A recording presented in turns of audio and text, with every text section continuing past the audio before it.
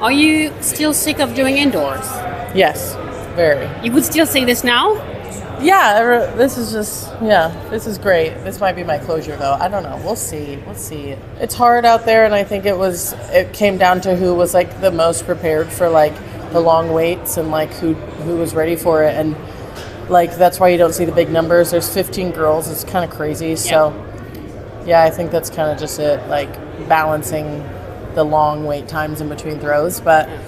You know, that's why I think the result wasn't necessarily far, but like we were out there fighting because when you wait 50 minutes, I waited 50 minutes, I think, for one of my throws. So it can be hard. Like, I think people need to understand that because they're going to look at it and be like, well, they were throwing 20 mid and then they come here and throw 19 and barely over 20. And it's like, you try warming up, then sitting for 30 minutes and then going. And then, I mean, and it's no fault to the meet. This was probably the best run indoor.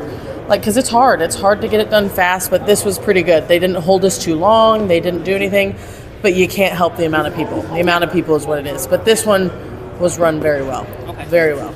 Technically, what does it change to be indoors versus outdoors? Well, having a 15-person field, no flights, it's just a one field, that is crazy and way too hard, and it's just going to be harder to see good results. Yeah, like I think with throwing depth perception is a little weird, and we're usually in a net that's closed, so it can be a little funky. But I think the biggest thing that, like at the major at least, like you see a lot of good numbers in the season, like you have with the men's and women's shot put. But then once you get these huge flights is when it's a little hard to translate that. It just depends. It can be up in the air.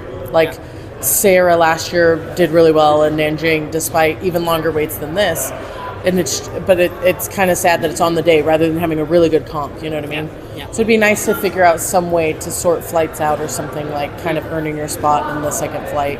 I don't know. We can figure it out, but we need like the people to look at it because it's really hard. Okay. Especially when you're 31 and you start cooling down and the body is kind of it's hard for me. I've been injured at the last two World Indoors, and it's because like all the sitting, and I got cold and hurt my groins twice, but I worked on that this time. Obviously I managed it well, but yeah, I think the waiting can be hard, especially when you're an old lady.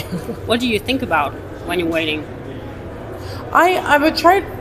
It's hard because I don't want to get too caught up in what I'm thinking about doing in the ring, but I also want to like kind of stay distracted. So it just depends. Sometimes I'm thinking about my cues, and other times I'm just kind of watching the girls and trying to relax and just tell myself it's just another meet. Mm-hmm. One final question. Can you tell me about the goldfish mentality? The goldfish mentality? Yeah, you gotta, whether you win or lose, you gotta be like a goldfish and just forget about it and go on with your life. So you're gonna go on with your life tomorrow? Pretty much, yeah. Like I'll enjoy tomorrow, and then after that, like I'll enjoy my little moment, and then after that, it's back to the ring, back to practice, and you got to keep going. This doesn't mean like you're for like it. You got to keep earning them. You got to keep like showing why you earned it. So is it still worth it if you're going with your life so quick after the win? Yeah, I mean, I'm not saying never look back. It's more so like in a training perspective. Like I'll have plenty of time like with my family, but when I get to training, this isn't considered anymore. Okay. In my life, I enjoy it. I sit and I sit in my office and just lay with my medals sometimes. But like when I'm in the training is what I'm really talking about. Okay. So like what I usually mean by that is like the next training day needs to be like back to basics, back to straight up training. Okay. In your personal life, live it up. Okay. Party.